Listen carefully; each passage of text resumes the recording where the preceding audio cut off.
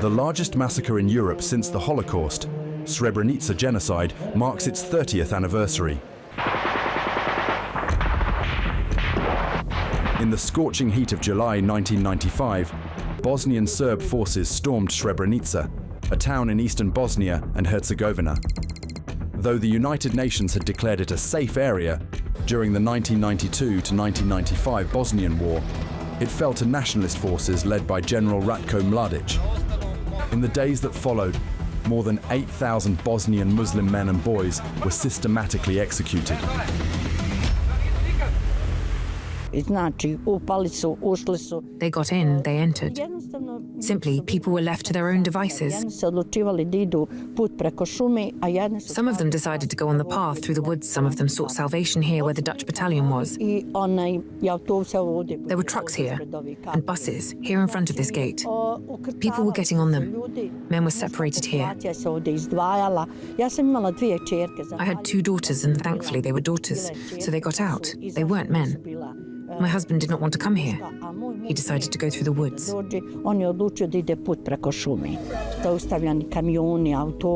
Trucks and buses were stopped. Male children were being taken out of them. Here is where the mothers screamed for their children.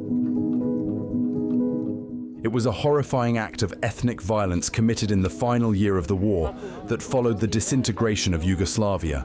For survivors and victims' families, the trauma of the genocide runs deep, and its impact still lingers throughout Bosnian society, making true reconciliation between ethnic groups painfully difficult.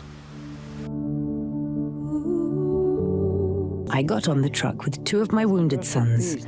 When we came to Chechnya, as we were coming out, the Chetniks took them. I said, "Those are my 2 sons that are wounded."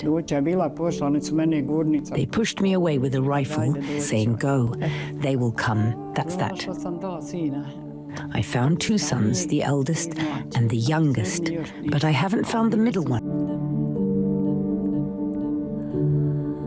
He buried my mother, my sister-in-law, 2 of my brothers and 2 nephews. From my uncle, my father's brother, 8 of them are gone. From 2 brothers, 12 of them were gone in a day. They were healthy and well. That is something that needs to be survived. You return to nothing, but you have to live on. What are you going to do? The remains of those killed in Srebrenica are still being buried, as many bodies have yet to be found or fully identified. In most cases, families discovered only fragments of their loved ones' bones scattered across multiple mass graves. For some, it took years to recover a complete body, while others are still waiting for more remains to be located. Some families received only a single body part, which they buried in order to provide a final resting place and a sense of closure. My sons were born in 74 and in 77. They left when Srebrenica fell and never came back. One of them was found in Snogovo, his complete body, and the other was found in 4 or 5 mass graves. We added more bones to his grave 3 times. So far, I told them not to call me anymore. Up until today, out of the 8,372 registered missing persons from the Srebrenica area, we would go on to find more than 7,000.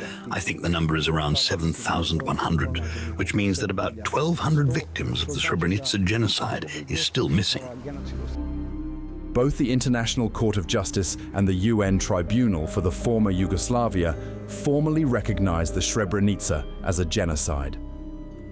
In May 2024, nearly 3 decades after the atrocity, the UN General Assembly declared July 11th as the International Day of Reflection and Commemoration of the Genocide in Srebrenica. 30 years on, the legacy of Srebrenica casts a long shadow over Bosnia and Herzegovina. It serves as a solemn reminder of the consequences of unchecked nationalism and the urgent need for remembrance, justice, and reconciliation.